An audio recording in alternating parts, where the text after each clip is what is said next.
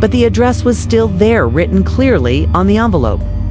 There was even a phone number scribbled on the side, next to the words, "Don't call unless it's safe." The next morning, I did something I never thought I would do. I booked a bus ticket to Ashwell. I didn't know who I would meet.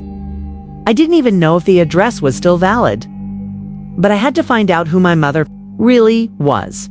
And maybe, just maybe, meet the people she had left behind. Ashwell was one of those towns that felt frozen in time. There were no tall buildings, no busy streets. It's just rows of old brick homes, faded storefronts, and a gas station that still used manual pumps. It was quiet. It's too quiet. The kind of quiet that made you feel like everyone knew you didn't belong. I stepped off the bus with nothing but a backpack, a mother's photo, and the envelope with the return address. I had memorized the house number, 314 Maple Street. It was only a few blocks from the bus stop. As I walked, I noticed how people looked at me not suspiciously, but curiously, like they were trying to place me, as if my face stirred some distant memory. Maybe I did look like her, Grace Leonard.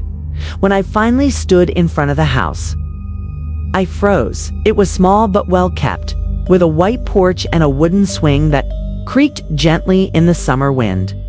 There was a single porch light hanging beside the door. I stared at it for a long time.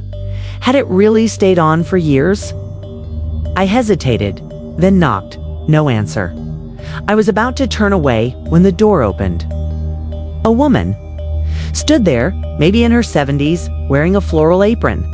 Her gray hair was pulled back into a bun, and her hands trembled slightly as she held the door open. Her eyes widened when she saw me.